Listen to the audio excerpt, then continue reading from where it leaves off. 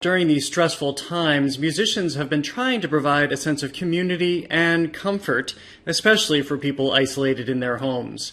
Renowned cellist Yo-Yo Ma has been posting songs of comfort on Twitter and Facebook. This is Dvorak's Going Home.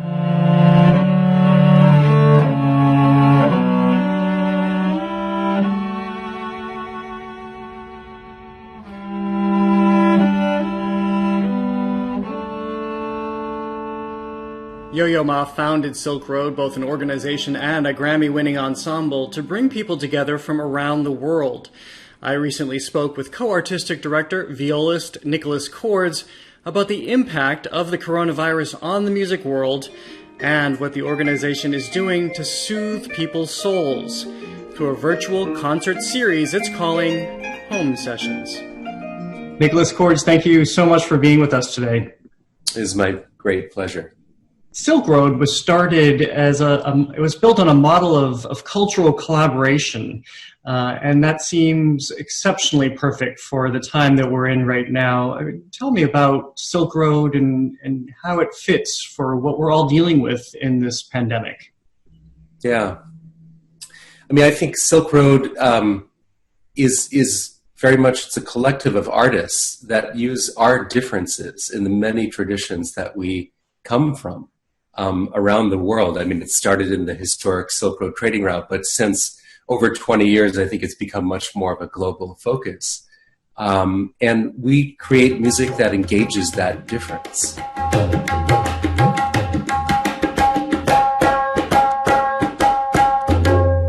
Well, what do you find that the people need or how people need music right now? So we are in this moment of physical distancing, seeking connection to others and purpose. And I think art and music is so essential to creating that sense of connection. It's good, it helps our emotional state. It helps our healing in this moment, and actually fuels our hope quotient.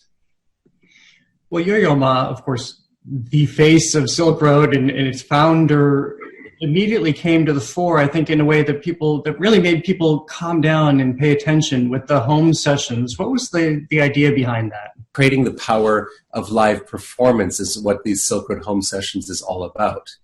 And so these are performances in the living room of Silkroad artists from around the globe in short sessions, and they're usually hosted on Facebook Live or Silkroad's Facebook Live or Instagram. Noah said you done lost your track.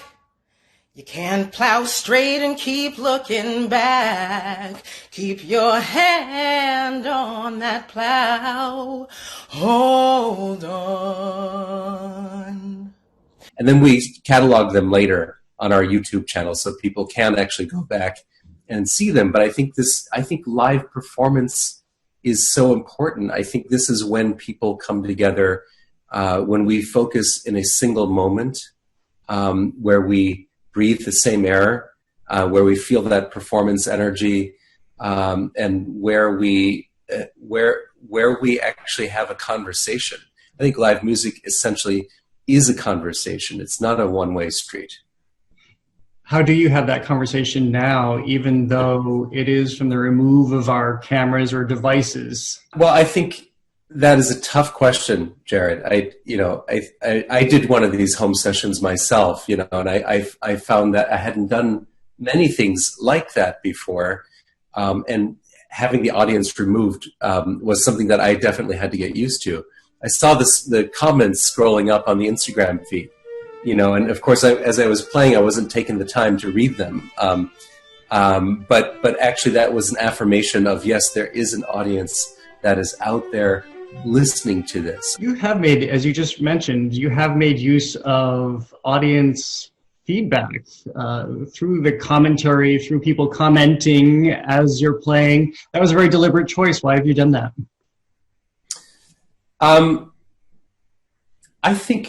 I think music is a participatory experience, plain and simple. I think I'm thinking about different traditions around the world, in which it's really clear. The tradition I come from in classical music, I think the audience is a bit, sort of held back from showing that in the moment of performance. But I know from my friends in Korea, for instance, in Korean traditional singing, pansori song, like the audience very much, is participating, whooping and wahing, as things go on. I'm thinking about a jazz club, and a great solo that happens. You actually show that appreciation, and I think that's part of what it is here. And I think essentially this feeling of participation is what makes music alive.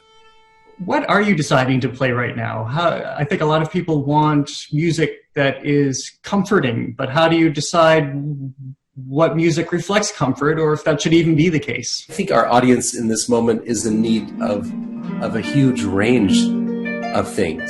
The need to be healed, the need to feel hope, the need to feel some sense of reflection in the moment, but also there are times where I need to feel angry, where I might need to feel happy, where I might need to feel humor.